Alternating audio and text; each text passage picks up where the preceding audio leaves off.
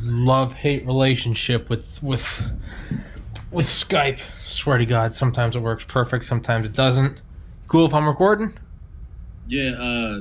Hey, so I might move because sometimes I get uncomfortable. So I might be like this, and then I don't give a shit, man. Here, do the fuck you want. I might fucking, whatever you want, man. I always forget. Because I've had 3 straight guests bail, so I'm a little off. 1:35. I don't know the date or the time. Everyone listening to this podcast is available on Spotify, BitChute, DTube, blah, blah, blah. All those websites, they'll all be linked in the comments. Mr. Sean Tiger, who, without a doubt, you definitely have the coolest name of anyone I've ever had on. Sean Tiger. That's pretty badass. We should all have 2 different names.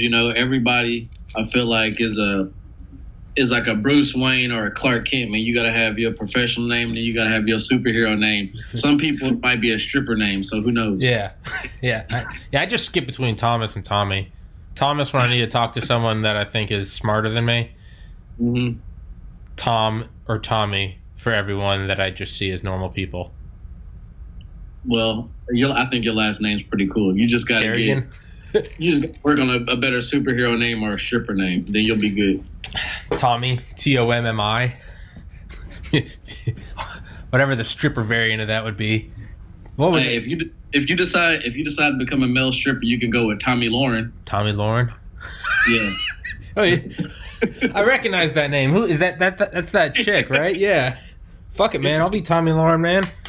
I'll be her, and shit, man. All I gotta do is marry Ralph Lauren Pola, man. I can be Tommy Lauren. Sexier version.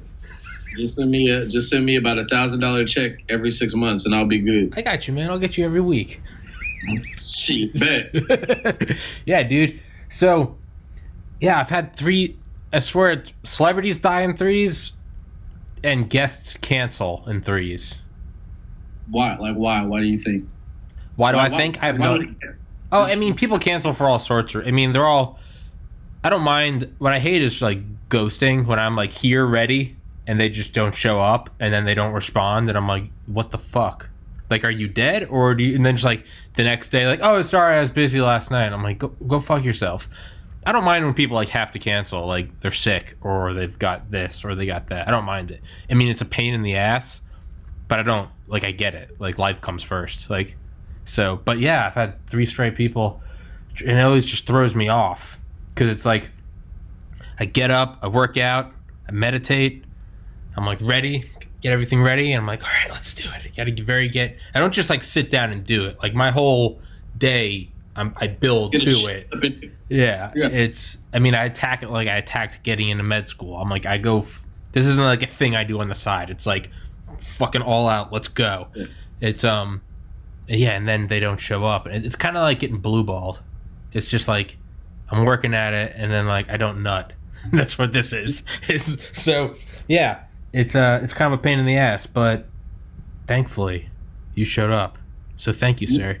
So on that subject, before we get into the nitty-gritty, so my friends, it's mostly all my civilian friends. Nothing against, I love my military friends, I love my civilian friends, but sometimes my civilian friends, they think I'm a little bit too harsh on how I handle like loyalty and friendship with people.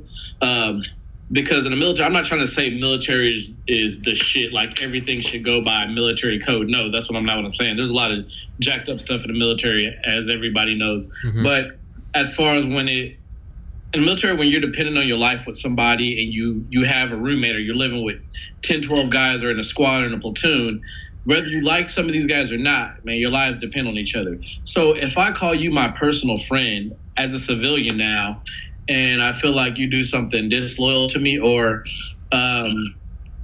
we agree on something and you don't follow through, it bothers me a lot. So in this past year, in this past year, like there have been 3 like really good friends of mine that I just cut off. And where some of my civilian friends, they're like, dude, Sean, you're pretty harsh. Like you've known this person for a decade and you stopped talking to them because of that.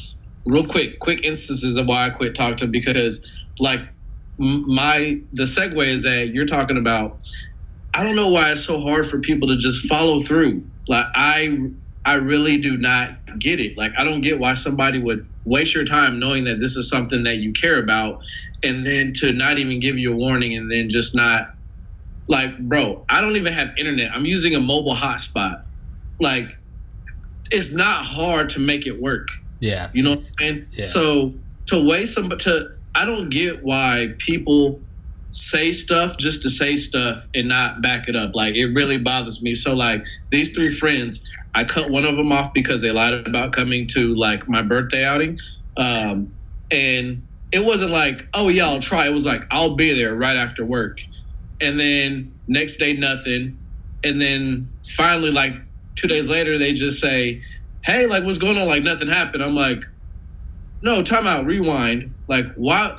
My birthday outing is not just random people that are coming there. It's people I, like, actually care about.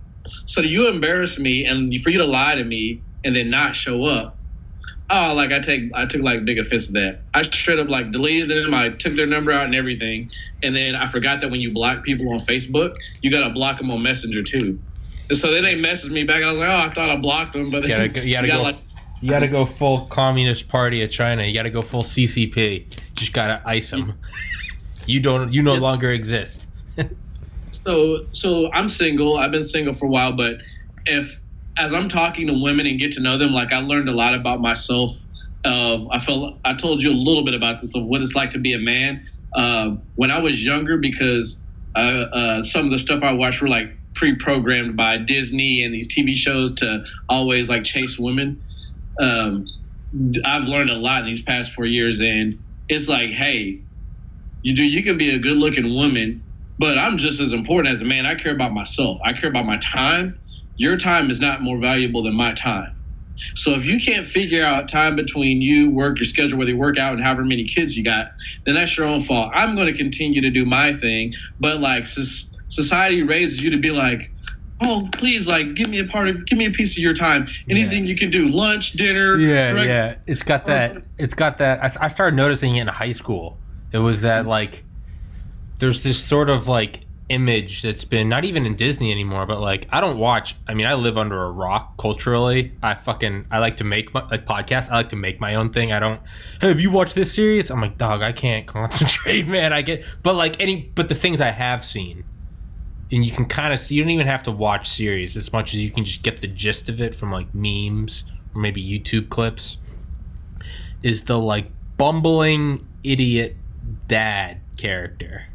You know what I'm talking about? Whether it's, like, Rick and Morty or Modern Family or Office or Malcolm in the Middle or King of the Hill or South Park or Family Guy or Parks and Rec. I mean, it's all this shit, and it's just like, the bumbling dad, like, oh, honey, I'm messing up, and then there's, oh, I'm lucky to have your mother, and it's, dude, what is this fucking, like, limp dick, spineless shit? Like, what? And I'm not saying that it should be, like, a bumbling wife and a strong dad. No, happen to just both people being, like, strong, like, I don't know who is stronger, my mom or my dad. Like, there's no, like, oh, I'm just a bumbling idiot. Like, when I was, what the fuck, dude? It's like a weird subconscious programming of, like, you're a dummy, like, you're neutered, like, get rid of your balls, like, mow your lawn and live in your little, it's like, what happened to just, like, being a dude, like, being a guy? I can't speak. I haven't been in the military, but obviously you know what it is. It's side rant. Yeah.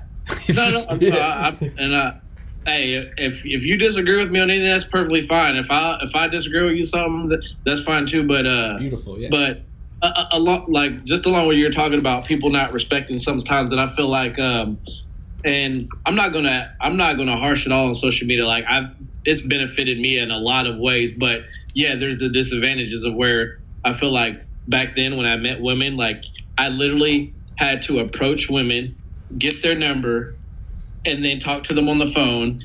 And, like, there was lead up. Now a lot of stuff is in inbox, and, like, a lot of women, they got so many guys hollering at them, especially if they're average or above. Like, they get to pick and choose. So I let, say, my time. This is a big thing just about why I am the way I am, where some of my friends think I'm crucial, because I don't care. I'm not going to talk about my past with women, maybe a little bit, but there's not, I want to say almost nothing a woman can do to like super impress me by how good she looks.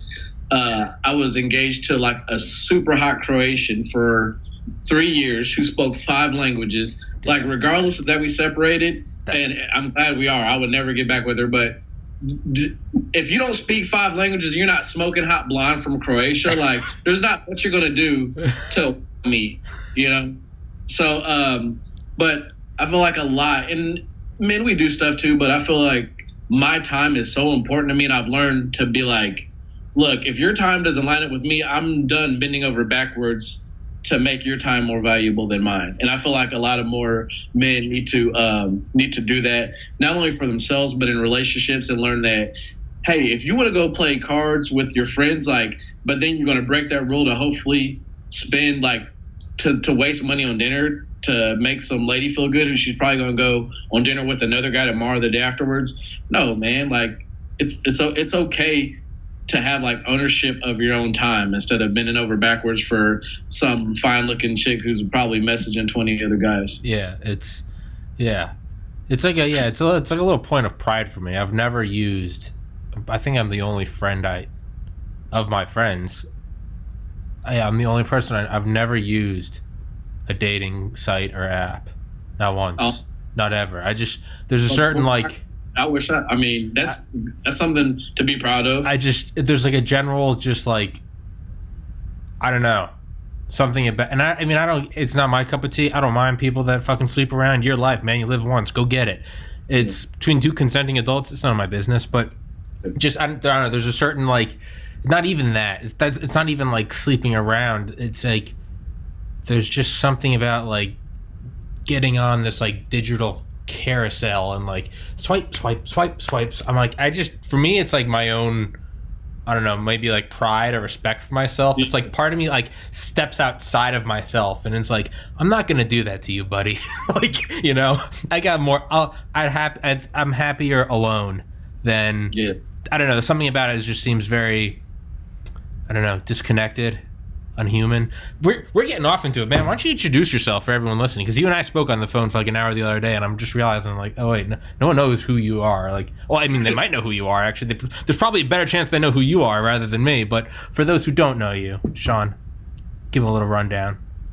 Oh man, you know, like, that's a weird question when somebody asks you that about yourself, because like, you don't want to be like, oh, I'm He-Man or something. Well, let me tell you how I was once now. So, okay, yeah. So, okay, more important, I know you were on American Ninja Warrior, correct? Yeah. Yeah. So that's the important one to me. I'm like, American Ninja Warrior, cool. Like, so that's what I mean, yeah. I have a lot of friends that watch that, so yeah. So there's one that they'll be able to tag on to. Yeah, but you were in the military, you were in a survival show, and... Yeah. I did 6 long-ass years in the United States Marine Corps, doing infantry. Funny thing, I think about it, man, if I was to do another 2 years, I would be retiring, but there would be no way, like, if I was still in, my 20 years would be in 2 years. And I was just thinking, like, I don't think there's no way I could make it in the Marine Corps, 20 years for infantry, doing possibly 4 to 5 to 6 deployments, and keep my mental sanity. And I remember I have guys who are like, dude, man, you know, you'd be retired in like 2 years. I'm like, I don't even know if I'd be alive or mentally stable to make it. And like, I can't even fathom still being in the military 20 years with like everything that goes on today, like all the politics but yeah, anyways, I did 6 years in the Marines, and then I did a survival show, sort of by myself, that I felt like was a big part of my life, not over the military, but definitely at least right there, a very humbling experience. Grew up in a bad neighborhood. I live in the suburbs now, so I feel like all of those little things, and living in other countries and having white friends, black friends, Hispanic friends, friends, a little bit in between different religions, I feel like all of that has sort of molded me to be a little bit acceptable of a little bit of everything in life. Yeah. So, and you were in, explain your role or your time in presidential security. Yeah. Oh, okay. That's a badass one. That's probably cooler than American Ninja Warrior. Like that's badass. We literally had this conversation to where when you do stuff, you just forget. Yeah. We had so whatever. I guess whoever's watching. So do you have that picture? Do you have that picture? Yeah, let me see. For everyone, for everyone, I'm just going to the whole thing up. Yeah, for everyone listening, not watching, Sean is showing me a picture of.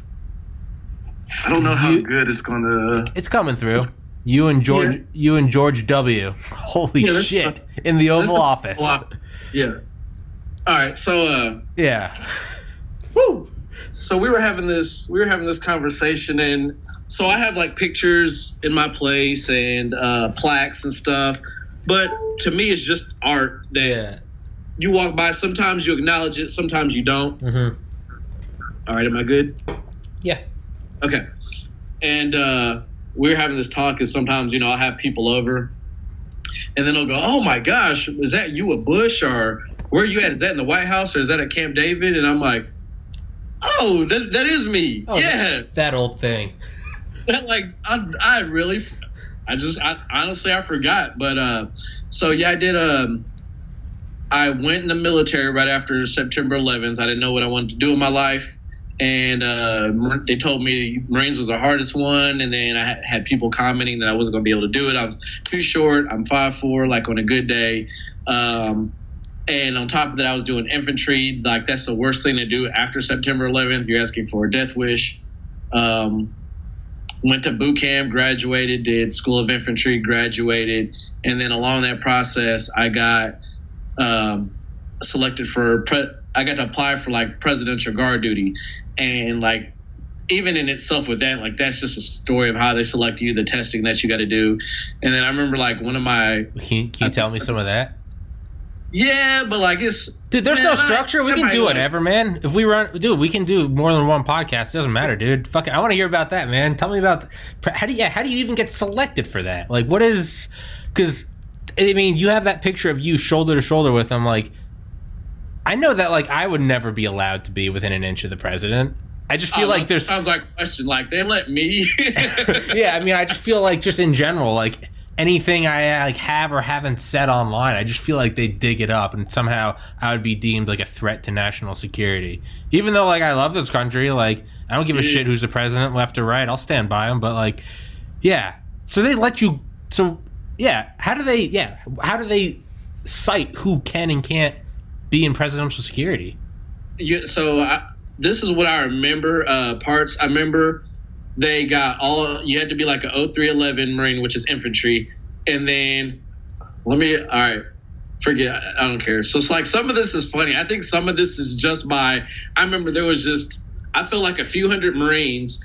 And then I feel like some of the guys who were picking people, like some of it, they would just look at you and they would be like, nope. Yeah, just something about look them up and down. Fuck no, get out of here. Like, it wasn't that simple, but I remember there was this guy in front of me. He was like this bigger guy, but like I felt like he was a dork because he was in my platoon in boot camp.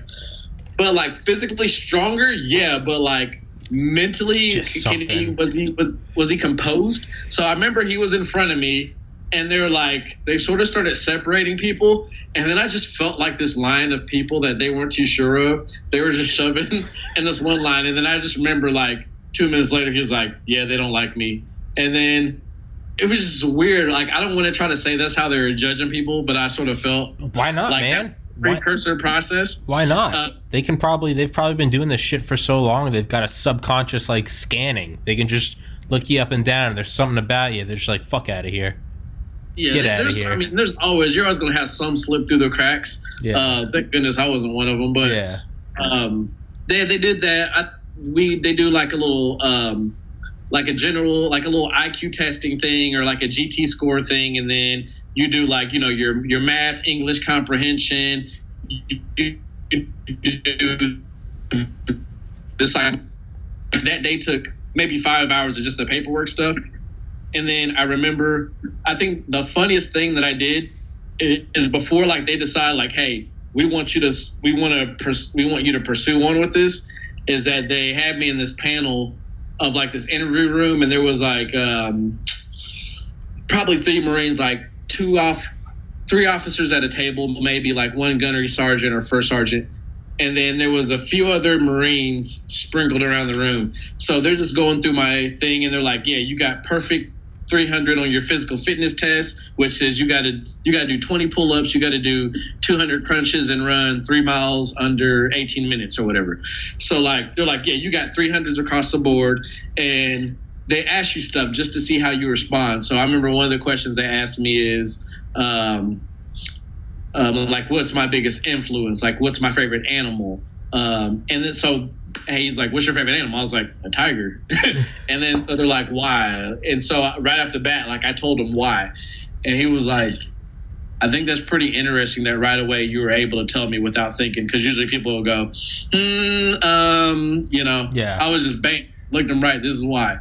And so the last thing that they did is, which I thought was sort of funny, is that he goes, man, I see you have all these perfect physical fitness tests. And he goes, but you're 5'4", you're small. And he goes, I just find it hard to believe that you're going to drag somebody out of battle and carry them.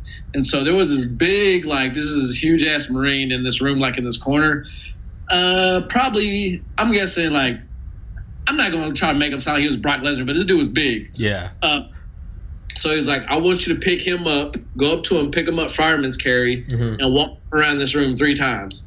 Man, I had put that big son of a bitch on my shoulders, and I mean, this is when I was like pretty fit. Yeah. So nothing. I took his ass around the room, and then I remember I did 3 times, and I stopped.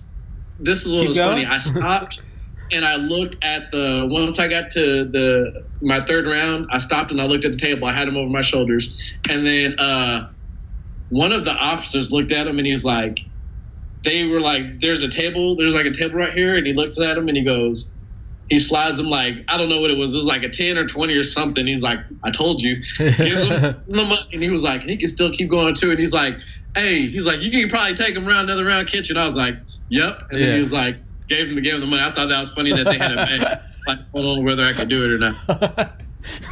Yeah, hey, Ben, the Oppenheimer and I think Enrico Fermi, it could be wrong, 2 scientists at the Manhattan Project, dude, they had a bet whether or not it was going to go off. They're literally, yeah. I mean, the heads of the Manhattan Project, harnessing the power of the first A-bomb. It went off, and it was like, pay up, fucker.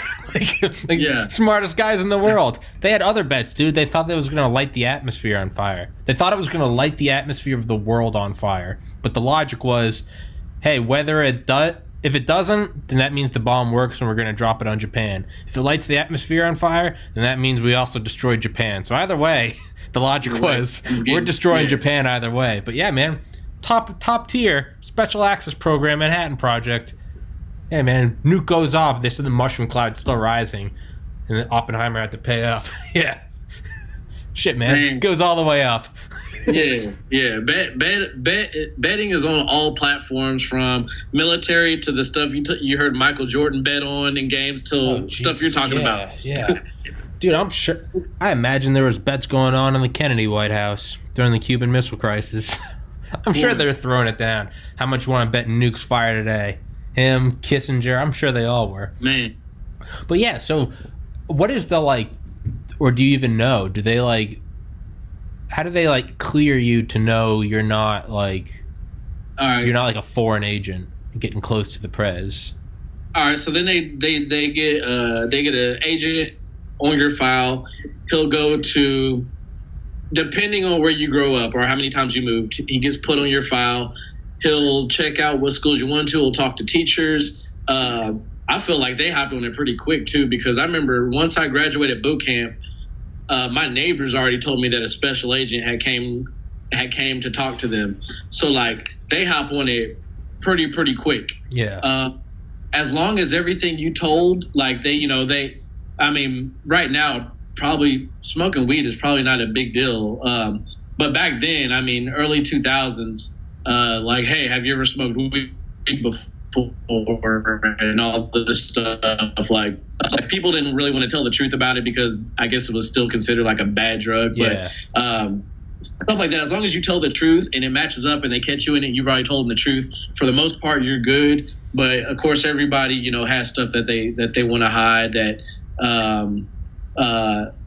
I was pretty good. I mean, I was honest about, like, man, as long as you didn't really put people in a hospital for something crazy or whatever, they understood, you know, us as young men, man, we're going to do stupid stuff in middle school and high school. Yeah. I feel like they're probably more interested in not what you did. Like you said, so long as it's not something horrendous, they're probably more interested in not whether or not you did it, but are you just going to own it?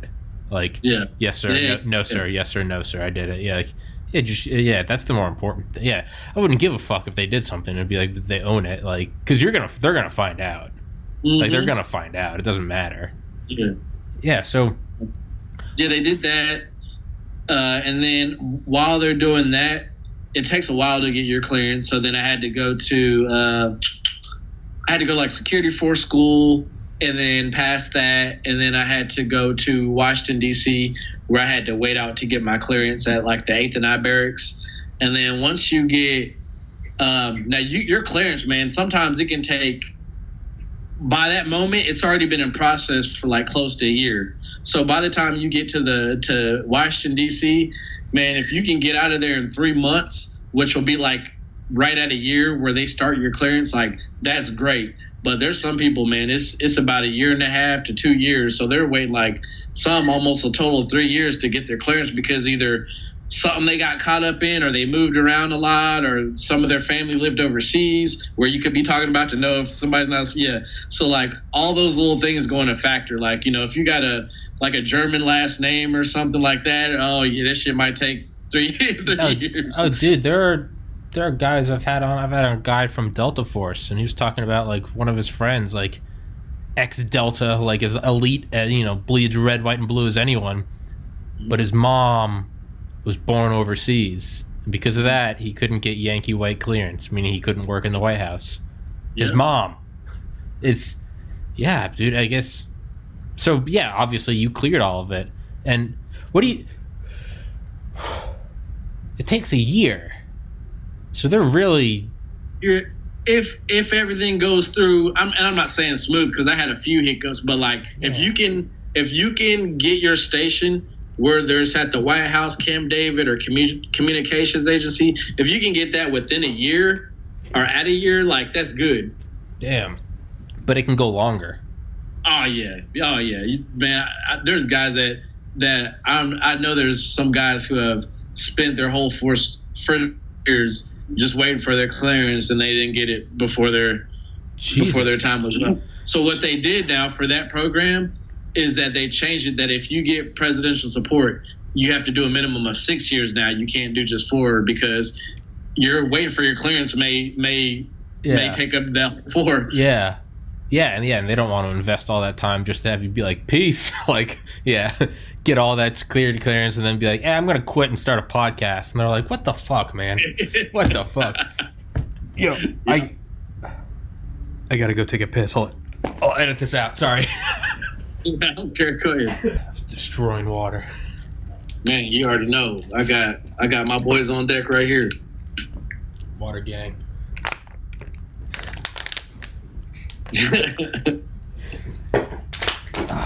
So, are there like tiers of, like, White House security or presidential security?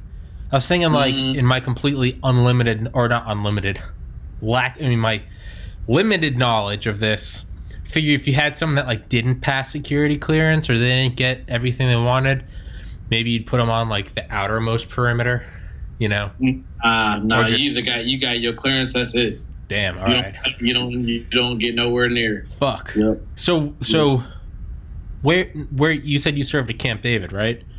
Yes, sir. What does that entail? Can you talk about it? Like little bits and parts. So that's fine. I sort of went through this when I did my survival show. They asked, and then, like, when I was on Ninja Warrior, man, they just kept, like, dude, they were just pressing for stuff. I'm like, I don't know, like, I've been through this multiple times, but so anyways, you get to Camp David, and which is, like, sometimes I remind myself, man, that's like a place of history. If anybody doesn't know what Camp David is, So the way I'll put it is that White House is a president's like mainstay. Secret Service runs the White House. You come to Camp David, like okay, Marine Corps is a department of the Navy, but as far as like security go, man, Marines rerun that. Like when I got senior enough there, I would tell Secret Service agents where to like position themselves too. And I remember the first time when I even got that, when I got senior enough to get that job, and they're like, yeah, you're going to meet with these Secret Service agents and tell them like where to be and stuff. And I'm like, huh? Me? My dumbass? Dude, Garrett Graff talks about that in his book Raven Rock. Talks about Camp David. It's all about like presidential bunkers and shit. But part of it is like there's like a bunker like at Camp David just in case shit goes down while they're there. Yeah, and they talked about it, like Marines guarding it, and they're like, not even Secret Service could go in. It was like there were certain places where it was like it didn't matter who you were. It was like president's wife, president's kids, and maybe like cabinet members. But it was like aside from that, it was like shoot to kill. It doesn't matter if you're a Secret Service agent. Like, fuck off. But yeah, Camp David was actually, it changed names under multiple presidents until it got that Eisenhower named it David after, I believe, his grandson. And then after Kennedy became president, after the Bay of Pigs, before the Cuban Missile Crisis, Kennedy met with Eisenhower, kind of like seeking some advice. And apparently he met with Eisenhower and was trying to like commiserate with him. He was like, no one knows how hard it is to be president until you're actually the president. And I guess Eisenhower just didn't give a fuck, didn't view JFK at the same level of him. Because he was like, as Garrett Graff says, he was like the 5-star general that oversaw the largest amphibious invasion in the history of man and who kept the Cold War cold for 8 years, didn't have much respect for JFK. And he apparently, in JFK's words, quote, gave me the tongue lashing of a lifetime. And because of that, JFK was so grateful for because he was surrounded by yes men. And then Eisenhower came in and just tore him a new one. They went for like a walk. And he was so grateful for Eisenhower's unfiltered criticism that he decided that they were going to keep it Camp David as a sign of respect to Eisenhower. So it had been named differently under each president for multiple presidents. And they got to Kennedy and he was like, yo, we're going to keep this Camp David. Like, show some respect to Ike. Little factoid for anyone listening. But yeah. Hey, man, I appreciate it because I did read that. I actually have like a book about Camp David because I bought it because I wanted to see how accurate it was. Mm-hmm. But I didn't know all the history, and I did read that, but over time I sort of forgot, and then you just reminded me, so I appreciate that. Yeah, you're welcome. It's a little factoid, but yeah. What else can you talk? Because I know it's probably So just to try to wrap up my life. Oh yeah. Sorry. The presidential support thing. I will say this. I'm gonna try to keep this at like 5 minutes to wrap up this. So it's I think now that I look back, you got to remember when I'm doing this, I got there before I was even 21. So I'm a 20-year-old kid. By the time I leave, I'm 23, maybe 24 or something. And like now I look back, I'm 37, and I'm like, damn, man. I'm like, I help protect, like. If not, I don't know, maybe Trump might be him as like one of the most, I think it might be a tie between, you tell me this, I don't want to get off subject.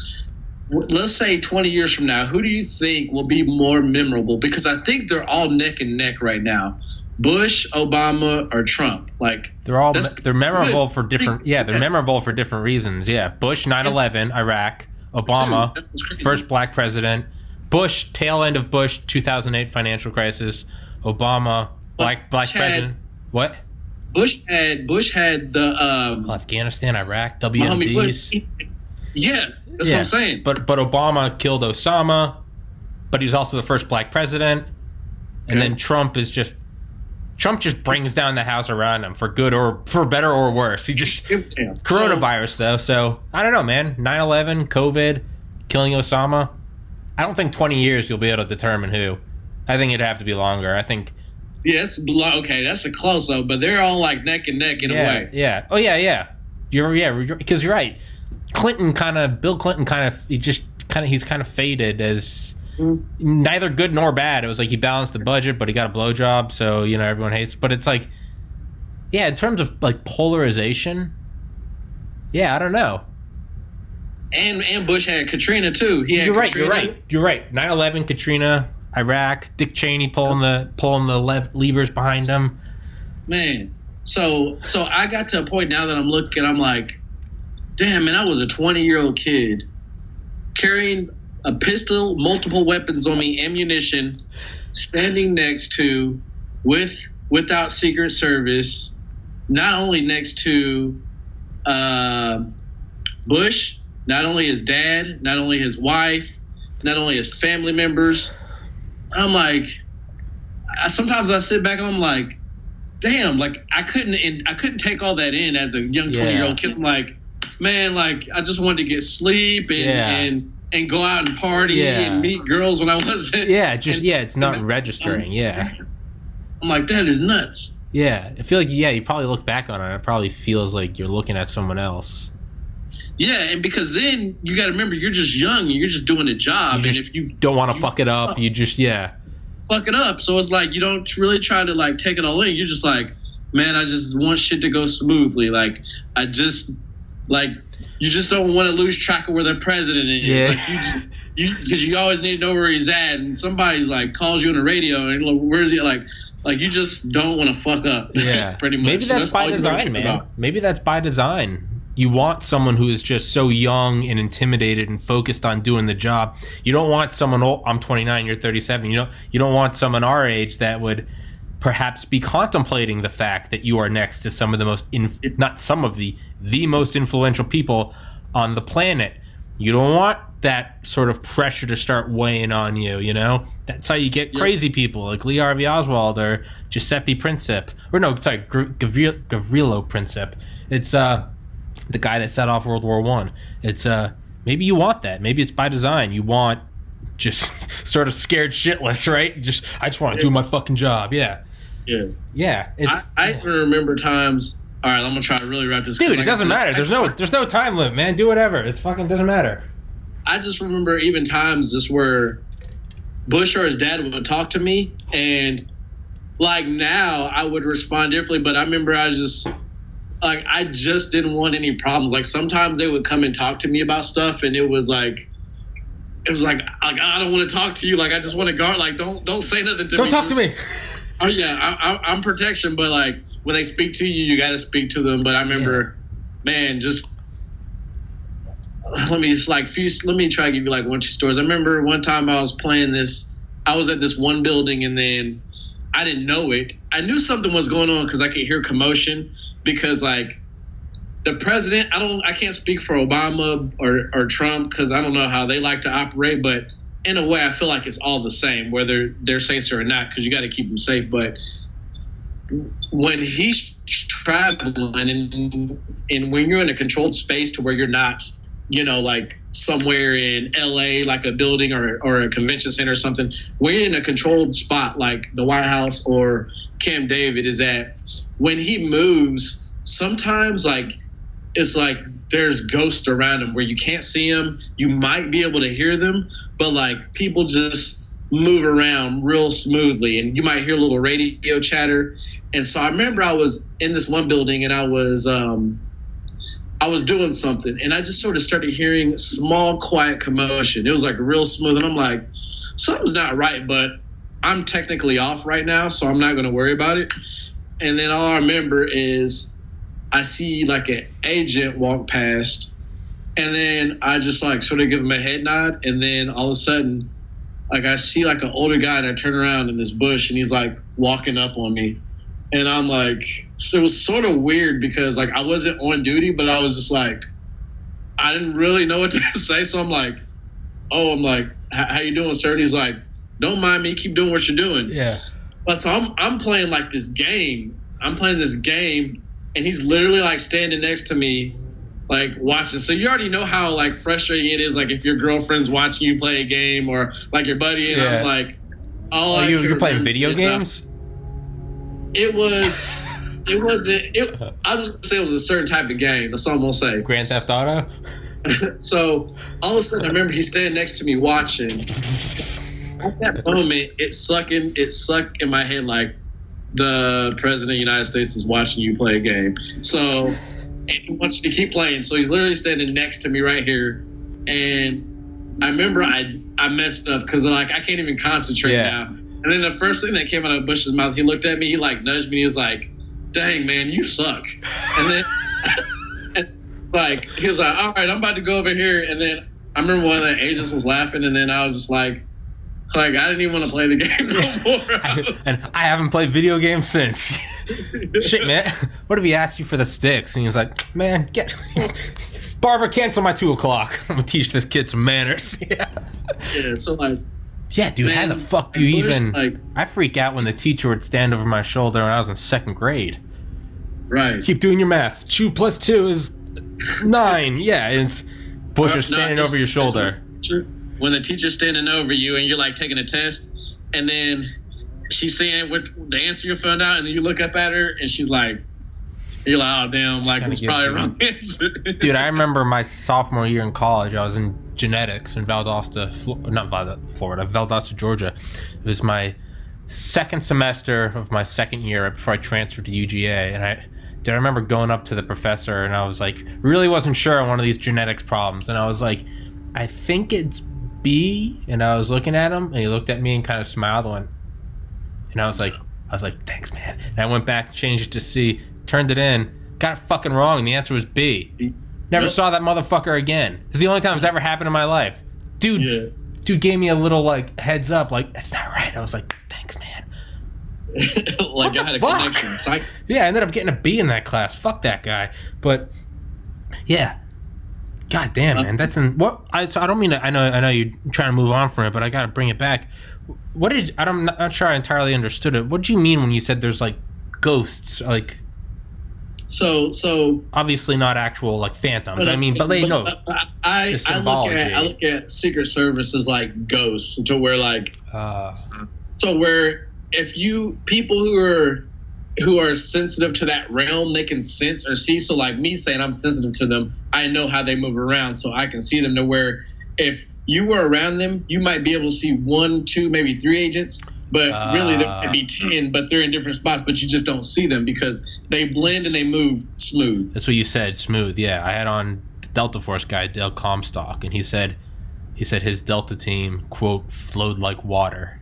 Mm-hmm. Said it wasn't jumbly, or said it was just smooth, like like water. I guess that's kind of like a ghost. It just that's terrifying. And you won't see. Like everybody's like, "I think I've seen a ghost before." Yeah, like I said, you might see 1 or 2, but like there's a group of them that are just all in different positions, and they move. So and that's they have rifles. They have rifles. These aren't just ghosts. These are ghosts with rifles, and they're connected by radio. Yeah. These are savage ghosts. So, yeah. So we talked about. Again, so we talked about this one last. Yeah, dude, keep going. It doesn't matter, man. I'm enjoying it. No, I like it, dude. You gotta stop apologizing. You have stories of hanging out near the fucking bushes, dude. That's awesome. That's badass. I'm fine with talk. This is awesome. Did you go on Air Force One? I think is important that Did you go on Air Force One? Everybody who. Obviously, I got problems with politics. Like I don't claim a party. I think there's advantages and disadvantages of both parties. Yeah. But just as a human being, like I think one of the most important things I saw was when I was with his dad one time, and if they're doing anything or if they're not like at a certain building, they don't like to keep any TVs on CNN, MSNBC, Fox, none of that. I don't know about like I can't speak for Trump or Obama. But that they should be feeling like they're not at work. Unplugged. So I remember I was with his dad one time. Yeah, I was with his dad one time, and there was some TVs in the spot that we were at. So we tried to either keep it on like the CMT channel because they're from Texas, maybe a hunting channel, and then I can't remember the other ones that we tried to keep it on. But I remember his dad walks in, say a few words to his dad, and one thing I will say about any president, man, like I get it. Whether it's him, Obama, Trump, I do try to show the respect that I know that it's a job that I wouldn't want to do. Yeah. Definitely. But I remember his dad was watching something, and he was like, hey, he asked me if I could turn it to CNN. And I just sort of looked at him, and I was like, you want me to turn it to CNN? He was like, could you please? I was like, all right. So I remember I turned it to CNN. And sure enough, man, like as soon as I turned it there's this chick blasting his son. Like, not even commercial or nothing. It was just like, it was this lady, and I remember she just started tearing this. So, and I remember the whole time, Bush Sr. just there watching the whole entire thing for, I want to say, at least like 15 minutes. Didn't see him swat his hand, didn't see him. But I remember one of my somebody in my chain of command came into the building, and he was like, why in the fuck do you have it on CNN? And I was like, he told me to turn it there. His dad told me to turn CNN. And he was like, he literally told, and I was like, yeah. And he goes, all right. He's like, well, I'm getting back out of here because the chick was still just slaughtering son. And I'm like, man, I was just thinking in that moment, like, I don't have any kids, but I couldn't imagine where there's any relative, even a friend of mine, like just turn it to a channel and watch somebody tear apart somebody like I care about, like a family member, knowing that person doesn't personally know them. Yeah. Yeah, I feel it's very easy to look at it and it's like, oh, well, the president deserves all this criticism. And I mean, hey, what a great thing we live in a country where you can criticize the leader without being taken off to a gulag. But yeah, I can see where if you're the family member and it's like this person you knew their entire life and them being president is just the most recent thing they're doing. But up until then, you just knew them as brother or dad or uncle. Yeah. And then just seeing people tear into him and just being like, hey, man, he's a pretty nice guy. Like, maybe he's not doing the best job, but trust me when I say he's a good guy. Yeah, I guess it kind of brings it into perspective. It's like, dude, these are just people. These are just people and with kids, dads. I've never had, and this is not me kissing ass because I was there, but and if this was a scenario where I'm just trying to kiss ass, I wouldn't even probably bring this up. I never had a bad interaction at all with any of the Bushes. Now, some of the people under them, as far as like the people below them in the chain of command, yeah, but it's for a reason because they're trying to make their boss happy. Yeah, yeah. So like they could be the dickhead. Yeah, yeah. So yeah, it's again in Raven Rock by Garrett Graff is he says he interviewed a bunch of Secret Service members, and he said almost to a T across multiple president. I mean, some going back like 40 years. Said none of them. They all kind of said none of these people individually were worth dying for, but they said the office was worth dying for, and so it's like what they're saying is like no, it's like these aren't infallible saints, but they're like once you get up there and you're like protecting them, you're like okay, maybe I don't agree with this guy politically, but you're like this is just a dude. This is just a dude, and he's doing his best, what he thinks is best. For the nation that like I claim to love. So they're like the office is worth dying for. And yeah, I mean I feel like you got to get to that point where it's like you see him, you're like, dude, this is just a guy. This is just a guy that shits, brushes his teeth, doesn't like to floss. Like it's just a dude, right? It's just a guy that gets in the shower and it's like, fuck, the water's too hot. You're like, oh man, this isn't the president. You're like, this is just a guy who's like, man, my butt itches, like, you know. But they got to put on the mask of I'm the president. Like, yeah, man, they're carrying the weight of the world on them.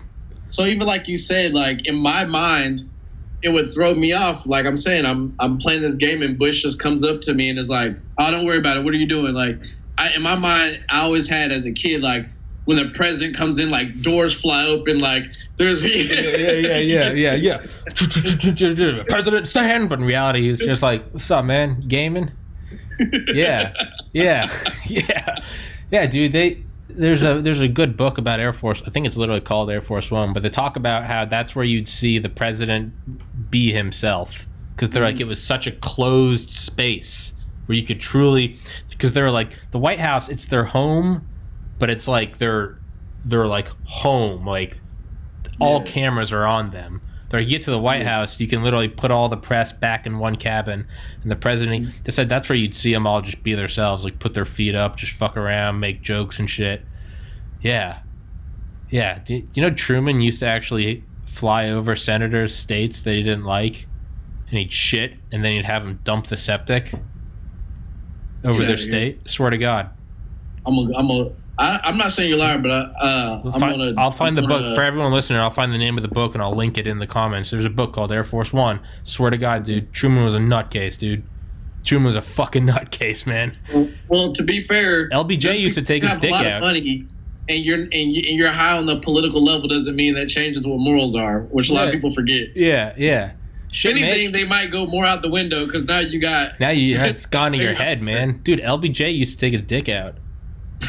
Swear to God. I'm not. Hey. Apparently, he had a huge dick and he called it Jumbo. Swear to God, I'm not making this up. He used to pull out Jumbo. I gotta piss again. I'm sorry, man. Podcast late in the day. I always have to stop multiple times because I've been drinking water all day. Early in the morning, I'm dehydrated. Later in the day, I'm like a pregnant woman, man. I just gotta keep going. Downstairs, sorry. Was that the book? Air Force One by Kenneth T. Walsh, Chief White House Correspondent. Fucking, I don't know why it's all blurry. God damn it. Okay, I see it. Got this weird. I don't know why Skype does that. So you like using Zoom better, huh? Oh, there we go. That's clear as hell. There we go. Yeah. No. Yeah. Yeah. Kenneth T. Walsh. Crystal clear. A History of the Presidents and Their Planes. Yeah. Okay. Swear to God, man. They did some crazy shit, man. Apparently JFK had a dog that was like really fucking annoying. They just used to go nuts, and JFK would like zone out. He'd get on board, take like painkillers for his back, and throw back a couple whiskeys, and just pass out.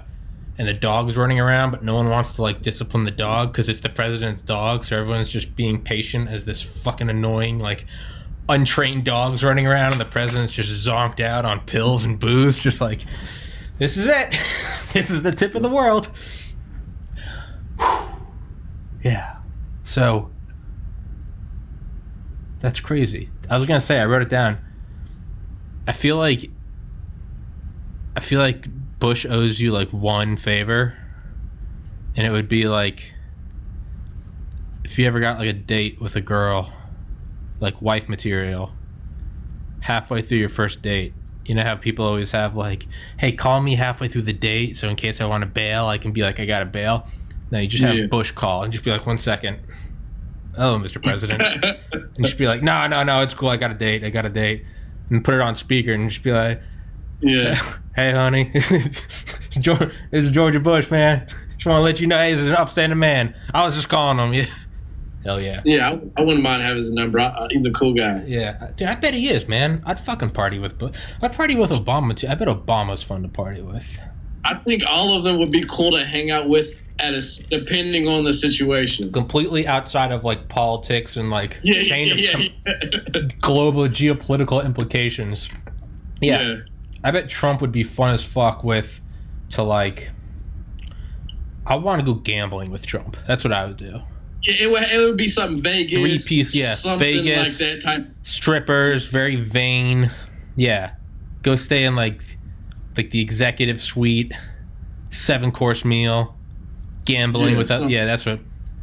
Obama. What would Obama? Bush would just be like. Obama would be like. I would go to like the club with Obama. It'd be like very suave. Maybe like a nice dinner. We take some ladies out.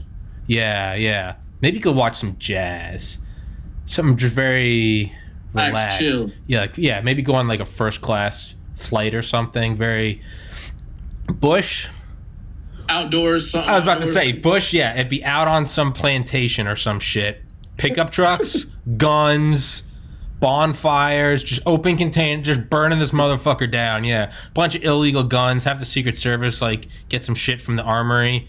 Some 50 cals, yeah. Throwing up bottles of gas and shit. Drinking homemade moonshine. Wrestling with alligators and shit. Bush is one of the, you hang out with Bush and the next morning you wake up with no memory, like a broken jaw. You know, he's face down naked in a pile of hay. You don't know what the fuck happened. He's like Southern college, like, frat guy. Yeah, like, you might die if you hang out with him. Like, it'd be fucking crazy. Like, probably younger Bush, older Bush, but yeah, I get you. Yeah. It would be insane. It would just be insane. Yeah. It's one of those things you'd, like, wake up and look at videos on your phone the next morning, and it'd be like, you guys are, like, firing off artillery or something. Like, yeah. So,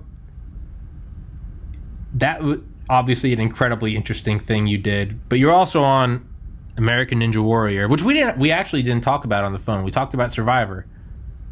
All right, so this is funny. All right, so I did that.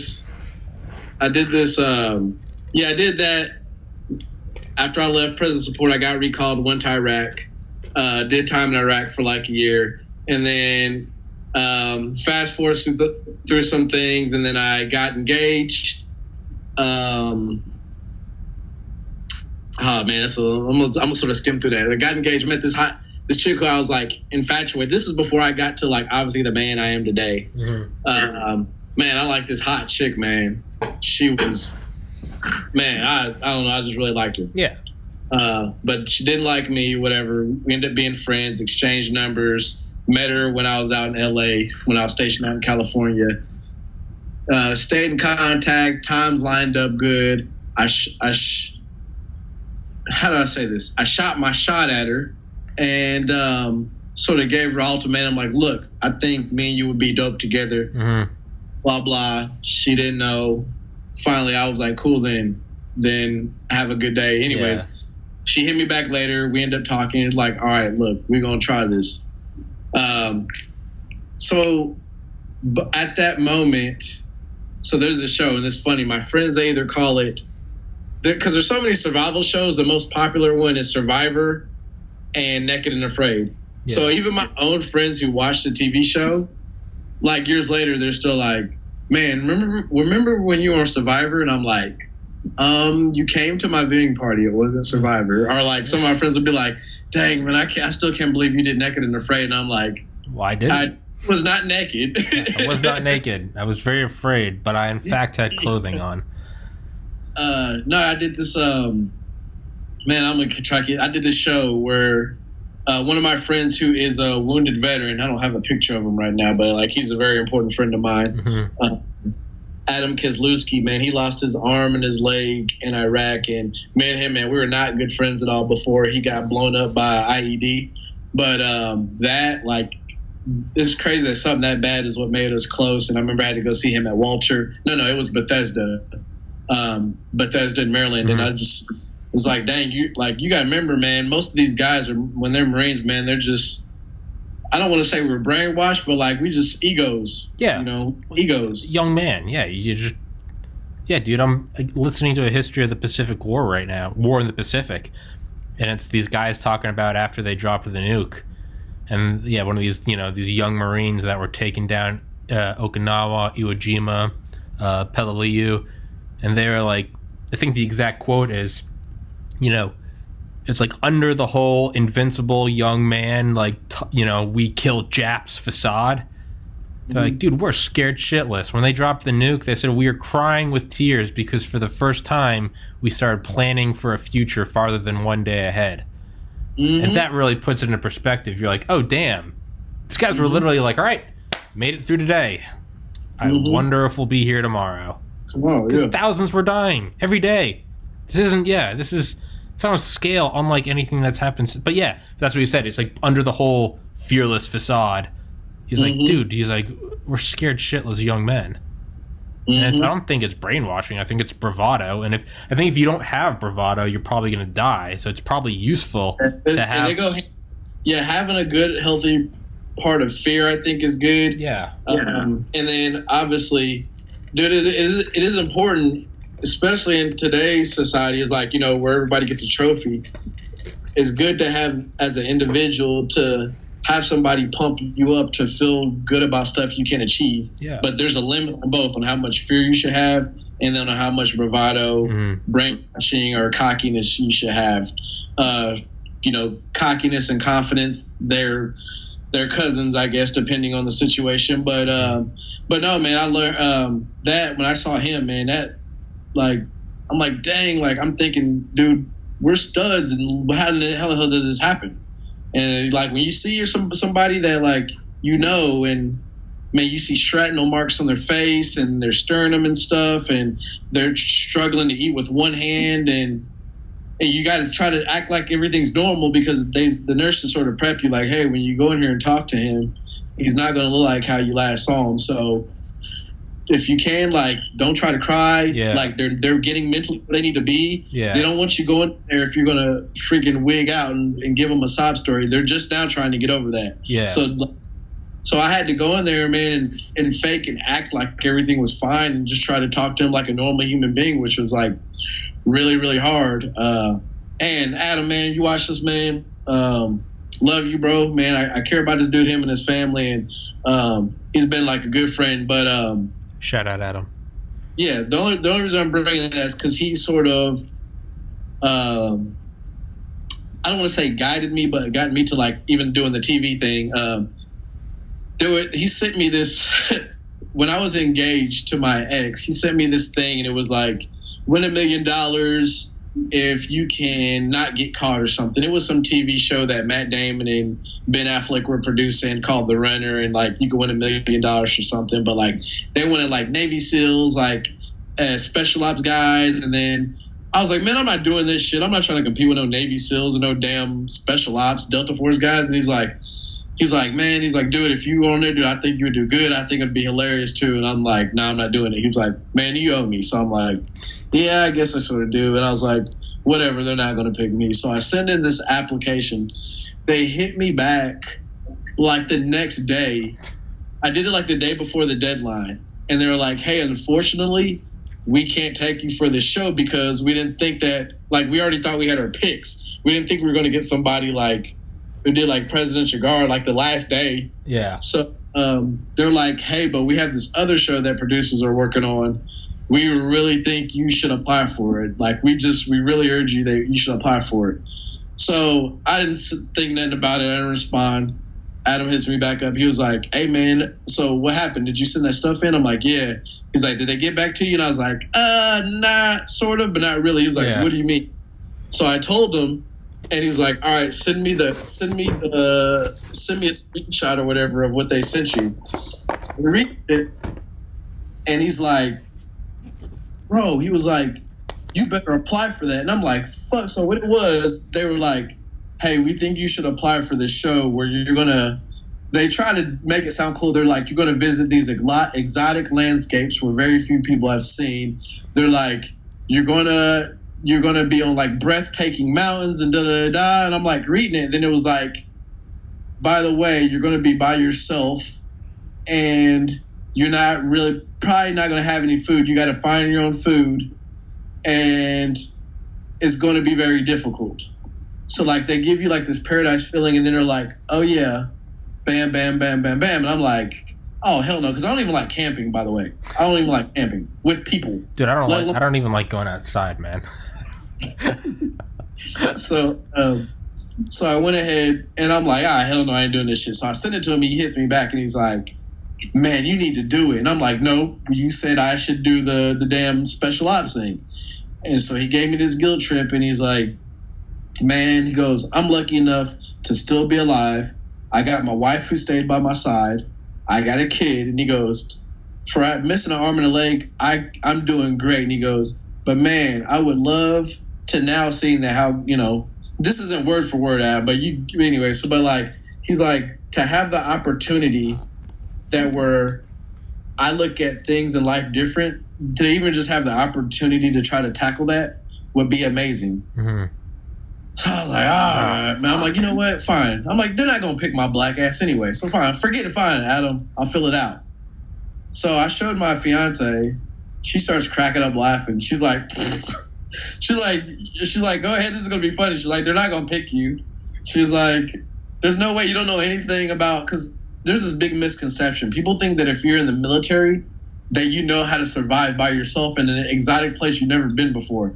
Like, and that made me so mad. So, like, when I did the show, like, people would message me while the show was on. They're like, bro, how have you not eaten for 2 days? Like, weren't you? And I'm like, people watch Rambo and all these movies, and they that's real life. Yeah. Like, guys, Rambo is not real life. Yeah. You guys have MREs. You have you have supply chains. You have, Like, people think that every person in the military should be able to be dropped off at some place they have no fucking idea where they're going. It should just be fucking, we'll walk out with like sheepskin and lion coat. Dead lion. Just, straight, You're right. Some Jason Bourne shit. Yeah, reading license plates from a mile. Some of them are trained to do that. Not, but there's a reason why it's some.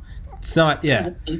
And this is what people forget. The biggest thing about military: you work together as a unit. They don't train you to work by yourself. Yeah. And so, but if you do that type of stuff, you go through schooling specified to learn how to survive, like SEER school, which I never went to. I actually. They tried to get me to go, but I didn't. I'm not gonna lie. Like, I was terrified to go to SEER school. Excuse me. Yeah. Like, I just had a problem. Like, I'm young. I don't want people putting me in a cage or slapping me in my face. Yeah. Like, I'm good. I'm working for the president. I don't want to go do that right now. Yeah. Dude, Mike. I had on Mike Durant, the pilot that was shot down. Everyone knows from Black Hawk Down. He talks about in his book, In the Company of Heroes, said SEER school was like one of the least enjoyable things, like almost on par, not as bad as being captured, but he was like close second. He was like, it sucked. I want to go. He's like, I'm hungry, I'm tired, getting beat up. Like, I don't fucking want to do it. Yeah. Like, a lot of guys will not tell you that. Like, I'll openly say, like, my first sergeant tried to get me to go to SEER school twice, but like, I made up these other excuses of schools that I needed to go to before that were valid, and I was like, I'm not scared, man. I was terrified. I didn't want to go. I just didn't want to. Like, I don't care that I look like a badass at 37. Like, I'm fine with being underestimated. Yeah. Like, I don't want to prove like how much more badass I am by telling that, like, man, people are pouring water on my face and slapping me around. Like, so anyways, man, we get tougher. So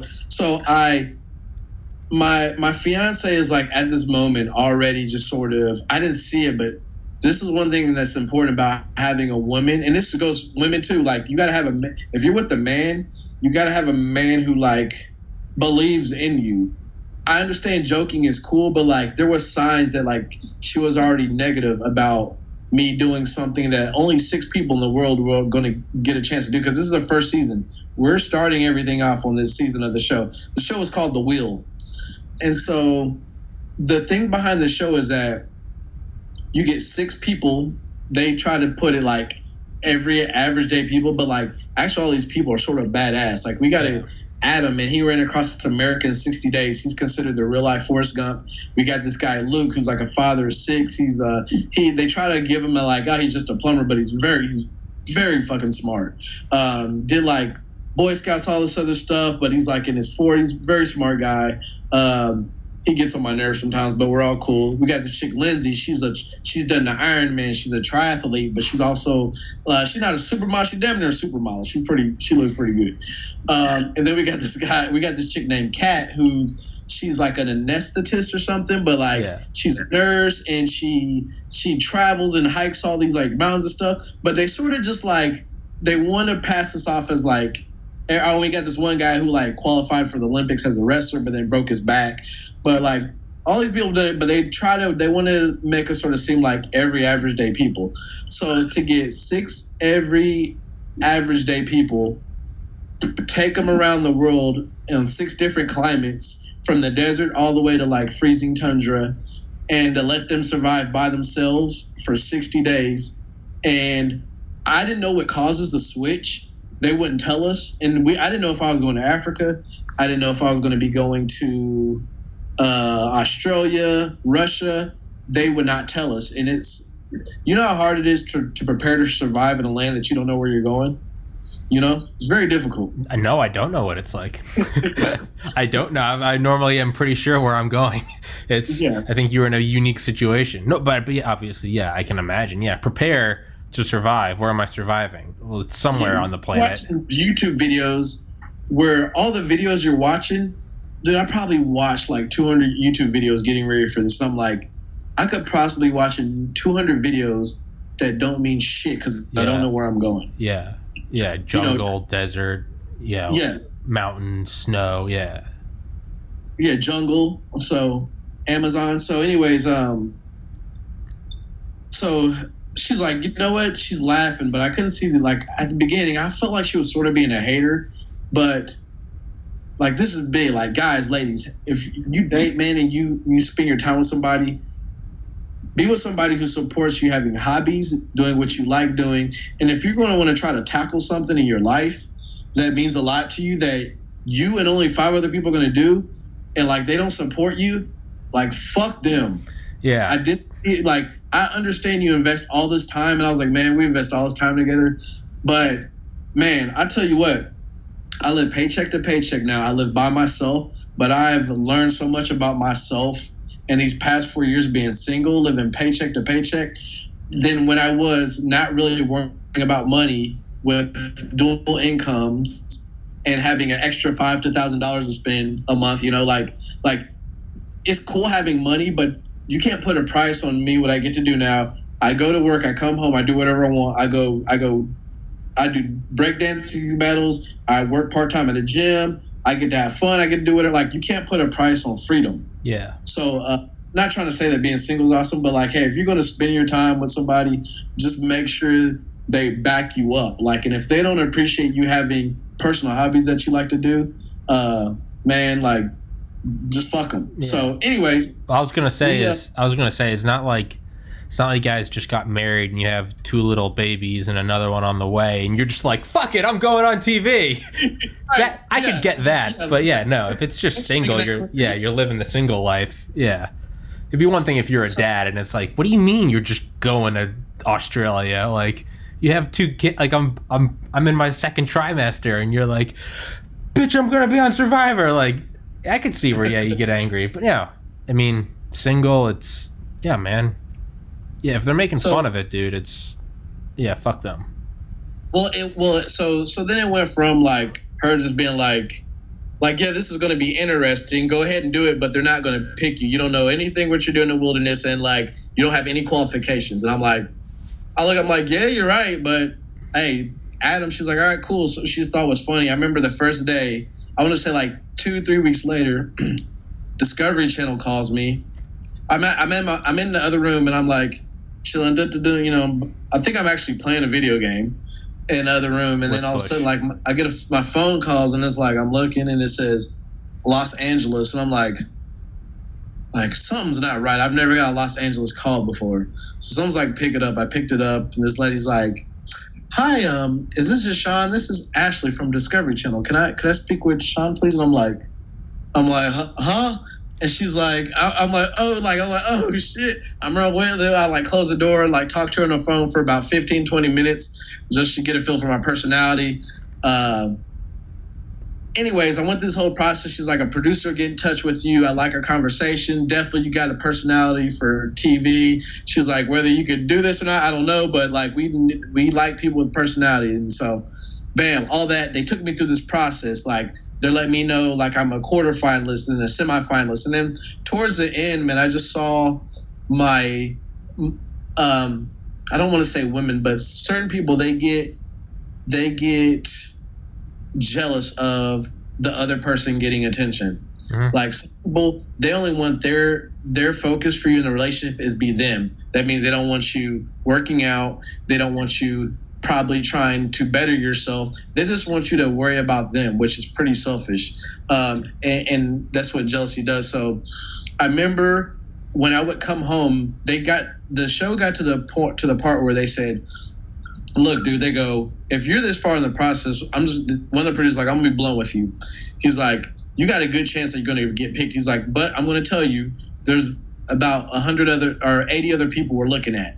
But I want to let you know, these 80 people, we want we would love for all of them to make it. Unfortunately, there's going to be 6 of you guys. So he goes, I'm going to tell you this. I don't tell everybody. He goes, it would, at this moment, you probably want to start saying something to your job that you might be leaving for 2 to 3 months and talk stuff over your significant other. And at this moment, you probably really need to start practicing some of the stuff you're watching. So I'm like, I did that. I would come home and I would leave to go over my buddy's house who had land to start just trying to like, oh, have you ever tried to make a fire with just wood? No, I can't even imagine how you practice. Like, what the fuck would I do? I feel like I'd be outside, like, I don't even know what. It's extremely... I'd be, like, sniffing trees. I'd be like, ah, yes, this one's alive. Like, okay, there's a ladybug. I'm ready. Like... Don't let the YouTube video... You'll find a YouTube video where this person makes it look so easy, but they got the right type of wood. They got the right type of tree. Yeah. They got the right type of circumstances where it's sunny outside, or like. But then there's some videos like they make it look easy, but you got to remember you're going to not trying to do this off in a foreign land where you don't know the landscape at all. So, anyways, I'm going to try to practice, and I'm like just getting frustrated because I'm like, dude, I can't. Like, I've been trying to do a bow drill fire. I've been trying to do a hand drill fire, and so I'm sweating, and so it's like whatever. So fast forward, leading up before I leave to get on the show, we just started arguing about all kinds of stuff. Like, I think she was putting me in a situation that's like, look, you come home from work and then you go out and you do this, and like all you care about now is the show. Like, you're gonna get famous, and all these chicks are gonna talk to you now and all this stuff. And I'm like, dude, I'm going to be putting myself through a mental, physical challenge by myself. I'm not worried about these other hoes right now. I was about to say, yeah, leave it to a girl. Leave it to a girl to take. You're like, I'm gonna go try survive in the wild, and they're like, you're gonna be seeing other sluts. Like, how the fuck did you just go from A to Z? I'm like, I'm gonna get on a show and go survive in the wild. Bet there's some other hoes out there with better butts than me. You're like, bitch, the fuck? Some aboriginal women out there. Yeah, like, I'm gonna go see my mom. I bet you're gonna go hang out with some Abercrombie model. Like, Tommy, what? How the fuck did you just go from A to Z? Right. Yeah, I'm gonna be out there with some hot Amazonian women. I'm gonna find the Atlantis, bitch. Yeah. So we went through that, and I felt like there was a void to where it was like, all right, I got to do whatever I can to make him choose me or this show, because if we would go to parties, like any, I don't want to say I'm the life of the party, but my friends love having me around. If they got get-togethers, parties, cookouts, whatever, I just like having a good time. So like when we would go out and people would show me a lot of attention, like some people have that personality where they get jealous, like they want to be the only person giving you attention and you giving them. But like I get there sometimes, I'm like, hey, you good? You got your drink? Okay, you good, babe? All right, I'm gonna go over here, talk to my friends, have fun with your friends over here. And so anyways, like I'm telling you this because it got to this point, it was like I feel like she was trying to have me pick her over the show, and it was like we had an agreement. At the beginning, she did say, hey, if you get through this is going to be hilarious. I support you. Literally came out of her mouth.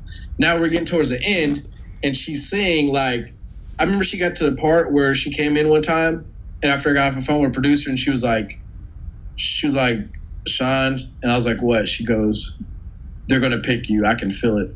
And this is like where it's only me and like only 100 people they're going to pick now. And I'm like, I still got to battle out 100 people left. And she's like, no, she's like, in the beginning, like, I didn't think there's no way. But she was like, I could hear, like, just them talking to you in the other room. And she's like, they're going to pick you. I just know it. And I was like, I didn't. So anyways, long story short, I got picked. Yeah, don't sound so sad about it. Yeah. Oh, she was. I know you're going to succeed, damn it.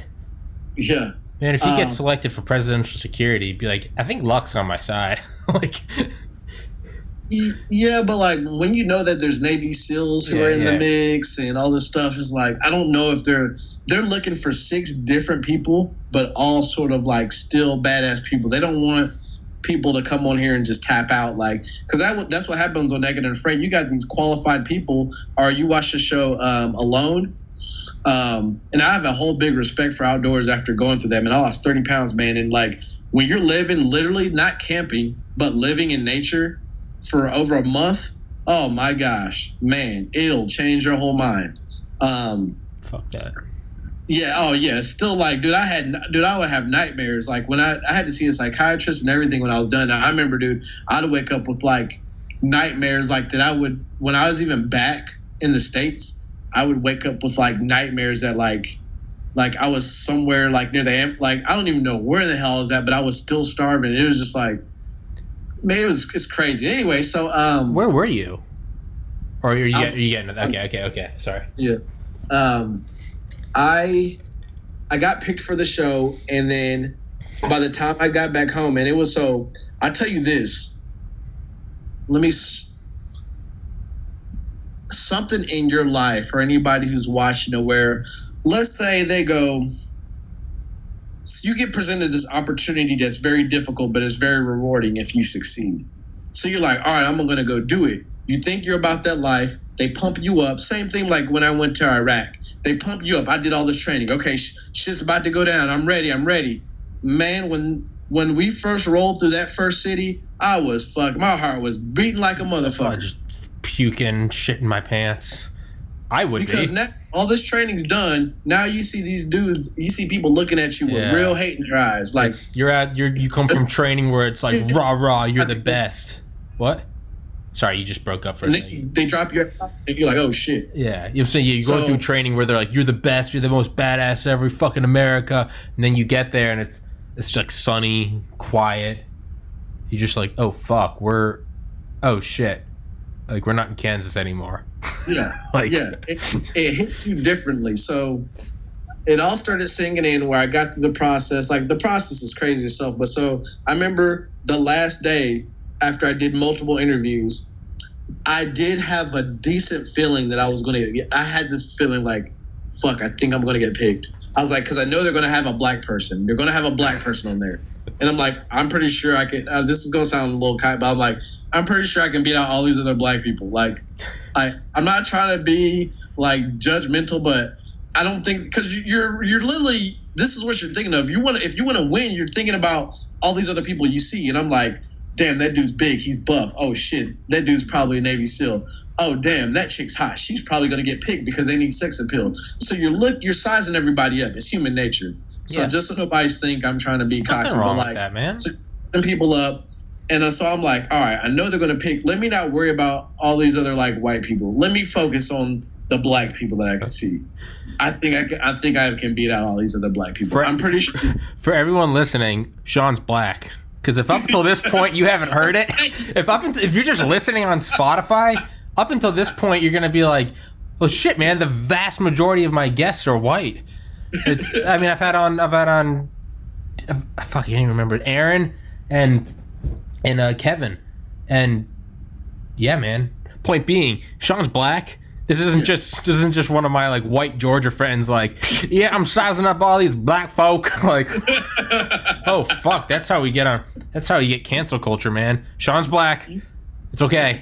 It's okay. Put your pitchforks down. He's black. Stand down. Thomas has on a Confederate uniform, be like Clayton Bigsby. Yeah, someone's seriously. Ah, damn it, yeah. Though blind KKK, yeah. Nope. Sean's black. It's good. I can make fun of the white people. Sean, we're covered. Yeah. We got it. So at that moment, I'm like, let me not worry about these hot chicks. Let me not worry about these white guys. Let me just know that I can, I believe I can beat out any other black people here. And they got to have one black person. I feel like they're going to have one black person. So that was my thing. Man, I remember, I remember two producers, a security person comes up to my room at like 1 a.m. I'm in this hotel. I couldn't leave this hotel.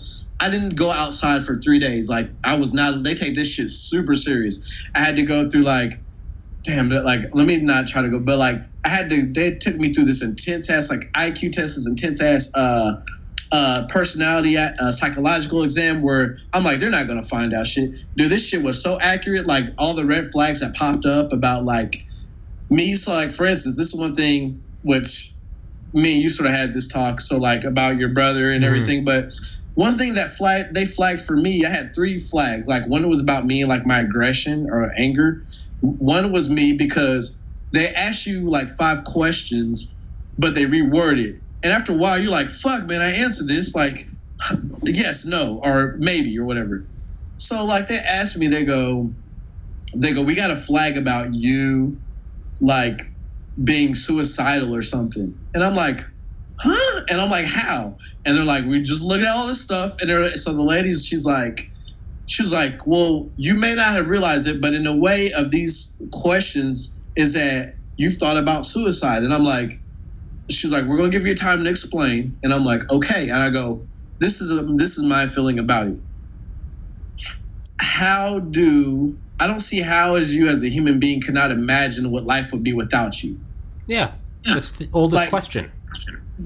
And so I had broken down to her like, and I was like, I don't go day by day thinking like I want to take my life. I go, I just really multiple times I would be like, would people care about me if I was gone, or like what if I wasn't, like just weird stuff. Yeah. What would it be like if I wasn't here?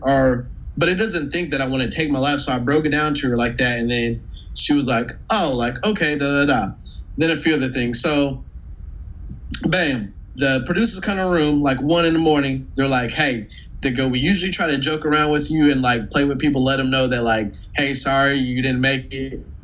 But they're like, it's late and we got to get you to medical. And they're like, we need your passport. They're like, congratulations, you made it. And I'm like, hold on. I'm like, am I an alternate? Because I know that they're going to pick 2 alternates in case something happened. I'm like, am I an alternate or am I on the show? They go, no, you're on the show. And they're like, we need your, and I go, and they go, you need to go to, we're taking you to medical right now so you can get your, I had to get the shots. Oh gosh. They had these crazy shots for like going overseas into like the wilderness. And then they're like, you got to get your, this shot, and then we need to get you your malaria pills. And I'm like, oh, like at that moment, like, because everybody just wants to win something and be the selected few. But then I was like, damn, there's no more me talking shit to try to beat out these other people. Now you're like, oh fuck, I won. You're like, oh fuck. Yeah. I'm like, oh crap. It's about to happen here in a few weeks. What is that feeling? What is that feeling? Man, it's like? Because have you could talk about let's have you been in a fist fight before? I fought a girl when I was 14. Did she face it all? She punched me in the side of the head. I remember seeing stars. I was on a beach in Florida, 14 years old, bowl cut. Good point. So I've been in a lot of fights. Half the time, I've been lucky enough. When I was younger, I got beat up a lot. But once I got like puberty and strong and shit, about like around 16, I would start winning majority of the fights. But like sometimes in fights didn't go the way I want. Like I got a few scars on my face, some stitches. But when you feel real confident that you're about to fuck somebody up, and then you get caught with a punch that you didn't see coming, or you see blood dripping down your face, it is like, whoa. Like that confidence sort of like is like, whoa, hold on, what just happened? Yeah. And so like that's how that was. It's like you get like, oh, hell yeah, I'm ready to do this stuff. And it's like, all right, bitch, here we go. You ready? And it's like, I don't care how hard, like you talk to anybody who's done Naked and Afraid, anybody who's done Alone. I don't know about Survivor. It's a little bit different. They got games and stuff they play on there, and they give them snacks if they win a challenge. It's still hard though, but you ask anybody who's like a real survivalist, dude, they will tell you Mother Nature will humble you. I don't care how much stuff you think you know. You're going to lose weight every day unless you're at a damn stocked pond just where there's just tons of fish and you can just scoop them up. But like, dude, it's such a humbling experience. A lot of these people, man, they think they're great outdoorsmen, but they got their guns, they got their little fishing gear, their little tackle box, and they're bringing probably snacks with them. Surviving on the land with limited stuff without any light source. I wasn't allowed a flashlight, no lighter, no nothing. man, it'll humble the hell out of you. Fuck that.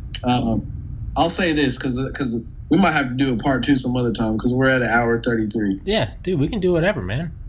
I mean, if you're cool, but man, like this survival thing is like a whole nother level. So like, dude, most people come on multiple times because we just have too much shit to talk about. I don't give a fuck, dude. We don't gotta cover it all today. Yeah, do whatever you want. Do whatever you want. Let me paint this landscape of the beginning of the survival thing. All right. And then we'll call it. We'll tease it. We'll call this like a part 1. It'll be the end of episode 1. That will be the teaser. They're like, hey man, you got a week and a half to get your shit ready. I'm like, all right. At that moment, my ex is gone. I get back to Indiana. My ex is gone. She packed up, left those 3 days I was gone. Dude, I broke down in tears because it went from in a matter of 24. The day before I left, I didn't see my ex. She was like, I'm going to go stay with a friend. I'm like, all right, cool. Like, I'm at this moment, like, I'm not going to let you distract me from anything. Yeah. I'm like, I'm just whether you with me or not. Like, we had a big argument. I was like, peace. When I came back, 80% of the stuff in my place is gone. Like, she had packed up, moved, dipped somewhere. And I remember, like, I cried because it was like in a matter of 24 hours, yeah, I'm trying to battle like 100 people for 6 slots. And then I get told, guess what? You made it. You're about to go to some foreign land and we're not telling you where you're going yet still. To hopping on a plane and coming back and I'm opening my place and it's like 80% empty. And I'm, what just happened? Like, yeah. Now I like pack up to get ready to go to this foreign land. So like, I remember I just cried for like 5 minutes. Was like, this is like a crazy past 12 hours. Yeah. And so, like something in my mind, I'm spiritual, but I was like, I feel like God or was like, hey man, suck it up, cry for 5 minutes, start packing, start getting your life ready because you're about to go on this adventure that only you and 5 other people about to do. Yeah, nut up. Got that out of my system, and then I remember, man, I talked, like, luckily, man, my job, they were really supportive. I thought I might have to quit my job because it's like, they're like, damn, you might be leaving for 2 to 3 months, but my job was real supportive, and I appreciate them for that. And then I remember I got on, time comes, I go back to LA. I talked to, like, the head director guy of, like, Discovery Channel.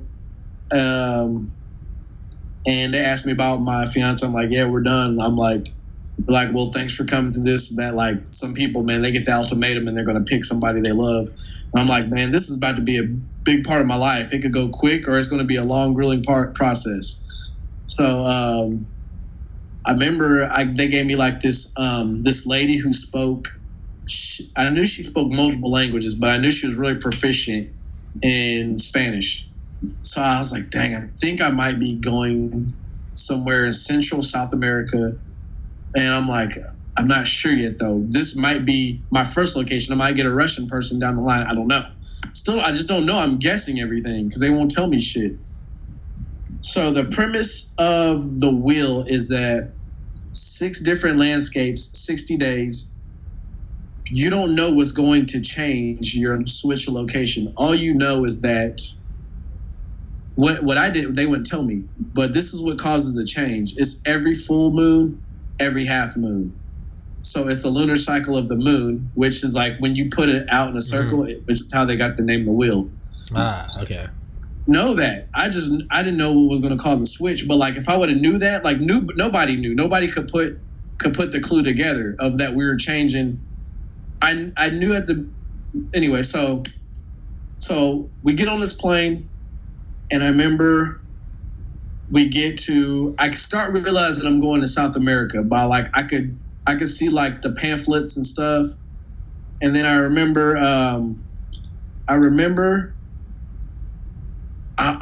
was like, is I was like, God, I was like, please do not give me the Amazon first. Yeah. I was like, fuck that. I said, please do not give me Amazon. I had a feeling Amazon was going to be on it. I just had a feeling. I was like, I just heard so many grueling stories about the Amazon, and I'm like, I have a feeling Amazon's going to be somewhere on the list. And so I said, Lord, please not give me the Amazon first. Like, just like help me build up my toughness to get there, but I don't want to be dropped off because I might tap out the first day. I would. Fuck that shit, dude. Fuck the jungle. And then I said, do not give me a cold ass, because obviously I'm black. I said, do not give me the cold ass place first. Like, that's all I asked. Like, all the things I did, please do not give me those first two first. So I saw, oh shit, hold on. No, I'll do this in the part two, because this will be, I'll tell you like leading up. But anyway, so I'll do some backtracking on the next episode. But I just want to give this leading up to like where shit's about to get real. Man, I see like all of a sudden I know I'm somewhere hot. I can feel it's nighttime, but it's still hot. And I'm like, oh shit, I'm going to be in the desert. Like I have a good feeling it's desert. So, but it was night and like I'm still in like this town. And then I remember I saw this pamphlet and like, dude, my like guardian angel lady who spoke another language, she was like strict. She was sort of mean. I think they gave me her because I was in the military. But like, if she saw me looking around, because I'm trying to see where the fuck I'm going. So I remember she's like, Sean, I need you to stop looking around, because I had grabbed this pamphlet. Because I'm like, man, Sean, I'm trying to see where I'm at on the map. Language I have it is, no idea where I'm at. Yeah. So I'm like, I'm in South America. So I found this map. She's over like talking to like, because we're waiting for crews to pick us up. And I'm trying like, oh shit, okay, I'm right here. She comes, snatches this thing out of my hand, and she was like, I'm not gonna tell you again. Stop looking through. And I was like, all right. So, man, we go through the night, and I remember, dude, we're driving through the night. These people pick us up. Bam, I skipped through, but like, dude, I remember ending up on this beat up ass ranch, man. Like, there's this dude looked like he was 100 old. I don't know which direction I'm going. Man, I just remember, like, dude, I was seeing everything. I was delirious. I couldn't sleep because I'm like, all I know is that they're like, hey, tomorrow is showtime. And I'm like, I'm just delirious. I can't sleep good on planes anyway. And I'm like, I already feel like shit because I'm just mentally exhausted before it even started. And then I remember, like, at nighttime, dude, there's this dude with tattered up ass clothes, this beat up ass ranch. And I thought I saw a kangaroo jumping in some road somewhere. I just saw some weird animals. I'm like, man, I didn't see a kangaroo. I don't know what I saw. So I remember I wake up and I couldn't sleep that night because that shit was weird. Some shit went down. I'll tell that next episode. But so last part, I'm gonna tell you. Then we're gonna wrap this up. All right. I remember I wake up in the morning. I see this dude with the straw hat. Was it Brazil? No, we weren't in Brazil. We're in Argentina. This Argentinian dude, beat up ass clothes shit. He was, we got in this beat up truck. The camera crew's there. There's the Suburbans. There's some white cameramen and everything. And like, everybody's nice to me. They're like, hey, Sean, like, we're about to start everything. At this moment, I'm still feeling good because I'm like, these people have been awesome. They've been nice to me. So there's probably about like 20 people. Hold on. Not 20, I would say. Not like 15 people there. There's some drones in the air, Suburbans. They're like, hey, man, we're just going to get some shots of you getting in this vehicle, of him taking you further out into the wilderness. And then, man, we're going to kick it off. And I'm like, I still like, okay, cool. Like, I still feel comfortable because there's like 15 people there. So I get in this dude's thing. They give me this little pack that has everything for 60 days. Like, change of clothes for if I make it to the next spot. And I remember there was this thing. He was like, hey, man, he goes, you got 5 minutes to eat whatever you can, and you're done. You're on your own. I remember there was this apple. There was like this. And I remember I just started like, I probably could have ate way more, but I was just so mentally exhausted. Yeah. Like, it's like, man, like, I don't care anymore. Like, I just want to, let's just get this over with. Yeah. So I remember I get in this dude's truck. He drives me, and man, it's just dirt everywhere, and it's hot. It's starting to get hot. They're like, we're trying to kick this out before it gets blazing out here. I'm like, oh, shit. Oh. So I don't know how hot it's going to get because I got there at night. Yeah. And it was sort of hot. Fuck that. And we're close to the equator. The closer you are to the equator, the hotter it gets. Yeah. So I remember we drive off. They're like, hey, we're going to do a few shots of him coming back around. So I'm like, all right, cool. All of a sudden, man, this dude, he didn't speak really any English. I remember he had this rosary in his car. And I'll tell you this, man. You don't got to tell me, but anybody who listens or watches this is that, hey, if you're not religious, that's cool. If you're not spiritual, that's cool. I have friends who are atheists, but I like when something is going to take a mental mentally, physically, socially, emotional, like detrimental impact on your life, you're looking for whatever it is that you can reaching out to help you get through that moment. And it hasn't even happened yet, but I know it's coming. I can feel it. Like I had that feeling of, have you seen the movie Russell Crowe, not Troy? That's with what's the movie with Russell Crowe? Damn, Gladiator. You never seen it? I told you earlier, man. I live under a cultural rock. I don't watch shit. Good thing. If I'm not telling you to watch it, but go on YouTube.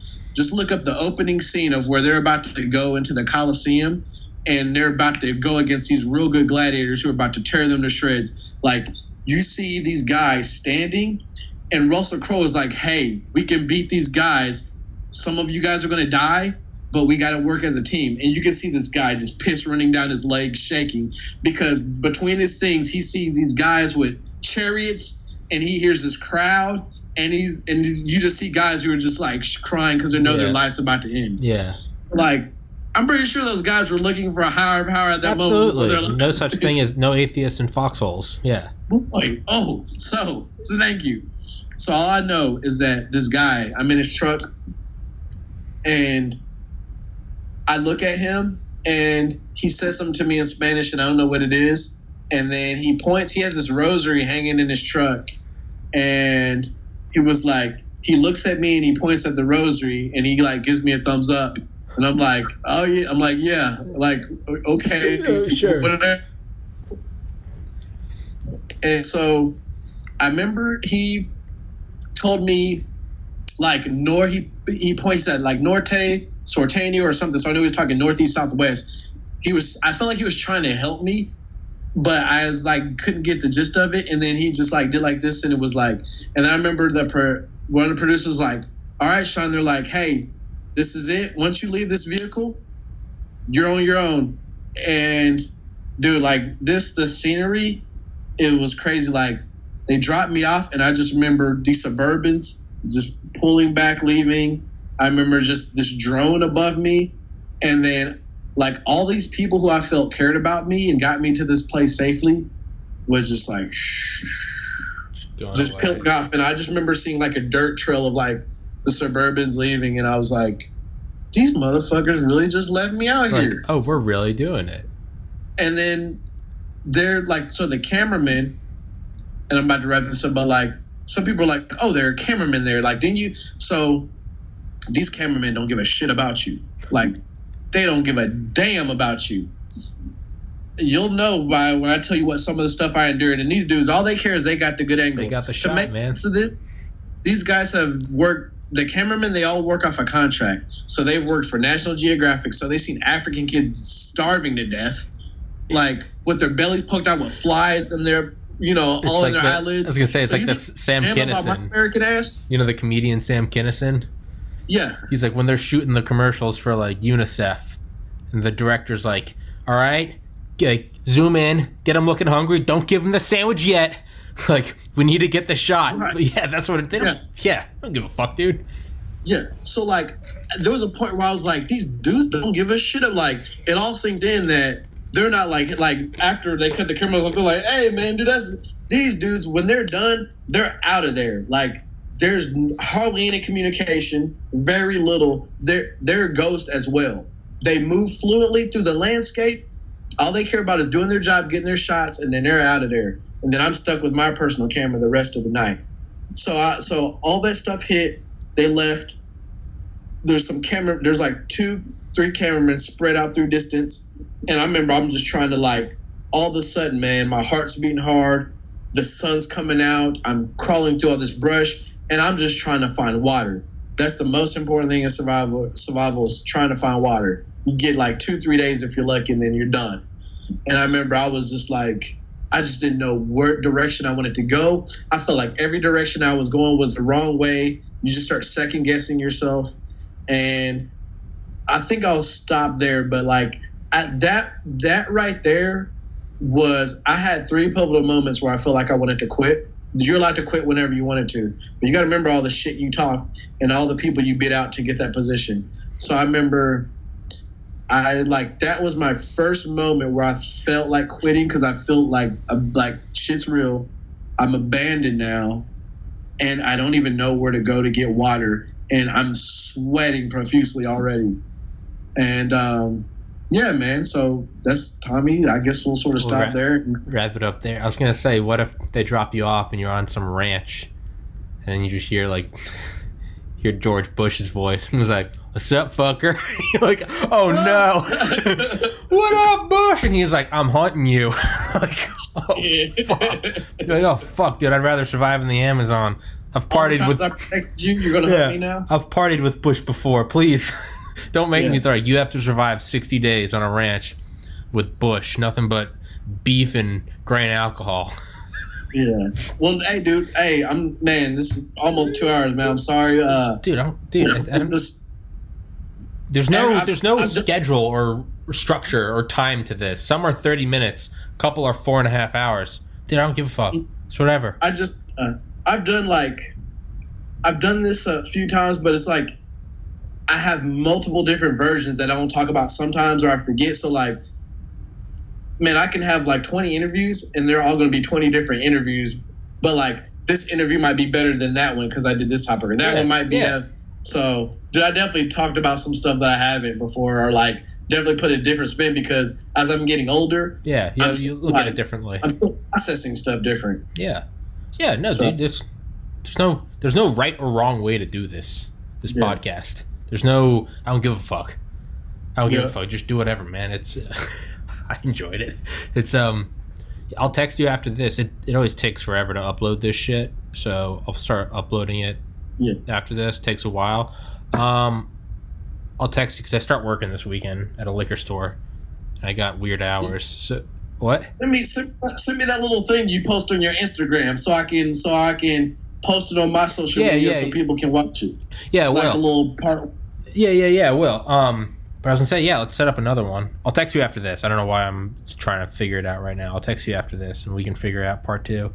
Fuck yeah, man! Thanks for doing it. No, man, thank you for having me, man. Man, I hope you have a good day. And next time, when we do a time, we'll text. We'll try to figure out something that's. I will obviously want to be a little bit more convenient to you two, but I just knew for a fact I would be here by 4. Yeah, that's fine. Before that, I don't know. It's fine. Dude, we'll figure it out. There's no rush. Shout out George Bush. You have a good night, and we'll talk soon. You too. Hey, shout out George Bush, and for keeping it real. Yeah. All right, take care, bro. All right, buddy. Later. Peace.